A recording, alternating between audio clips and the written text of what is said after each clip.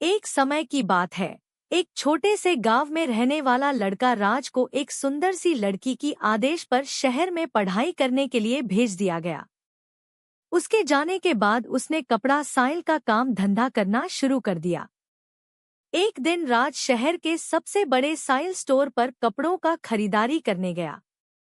वहां पहुंचकर उसकी नजर एक दुकान में बेईमानी से छिपी लड़की पर पड़ी। उसकी नादान आदतों के कारण राज वहां भयानक खराब हो गया। वह अपनी ईमानदारी और अच्छाई की रक्षा करना चाहता था। नीतिवादी युवा राज ने अपनी मां के बताए तरीके पर चलकर बिना ज्यादा सोचे समय क्यों खराब नहीं करते हुए दुकानदार को एक चांदी का सिक्का छोड़ दिया और वहां से कपड़ा खरीद लिया। धीमी धीमी धुन सुनाई देती हुई लड़की अचानक अपने पिज्जा पानीपुरी स्थान पर दिखाई दी। वह राज की खराब हालत देखकर उनके पास आई और पूछा, आपके हाथ में क्या हुआ है? क्या मैं कुछ मदद कर सकती हूँ? राज ने यह बात सुनकर हौसला बढ़ाया और उसने सबसे पहले दुकानदार को धन्यवाद दिया जिसने उसे यह सिक्का दिया। और उसने उस लड़की द्वारा पूछे गए प्रश्नों का उत्तर दिया, धन्यवाद बहन, मेरे हाथ में कुछ नहीं हुआ है, शायद तोड़ी है। लड़की ने राज को बताया कि वह उसे बचपन से ही उम्मीद कर रही है। उसने आगे कहा कि उसे एक बहुत अच्छा और भोला लड़का चाहिए जो उसे सब प्यार करे और उसकी ख्वाहिशों को सीधा रास्ता दिखाए। राज ने लड़की के प्रति खास इंटरेस्ट दिखाया और उसे बातचीत के लिए आमंत्रण दिया। वे बहुत देर तक बात करते रहे और इस प्रक्रिया में वे दोनों एक दूसरे के बारे में अधिक जानने वाले हुए। धीरे धीरे उनके बीच की रिश्ता बढ़िया कहानी एक लड़की और एक लड़के के बारे में है जो बचपन के सबसे अच्छे दोस्त थे। वे हमेशा साथ खेलते और कई अनुभव एक साथ जीवन के हर पहलू को साझा करते थे।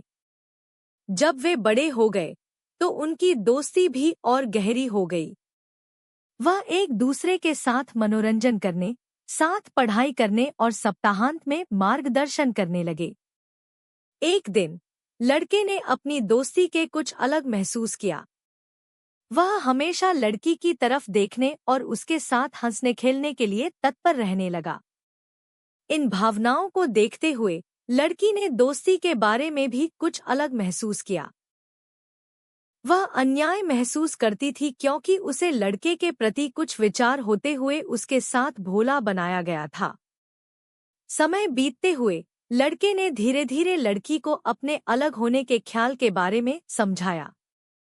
वह कहने लगा कि वह उसे खोने का डर दिखा रहा है और उसे ये भी दिखा रहा है कि उसके बिना वह जीने योग्य नहीं है। सुनकर लड़की बहुत खुश हुई और समझ गई कि उसे भी लड़के के प्रति उसी तरह की भावनाएं हो रही हैं।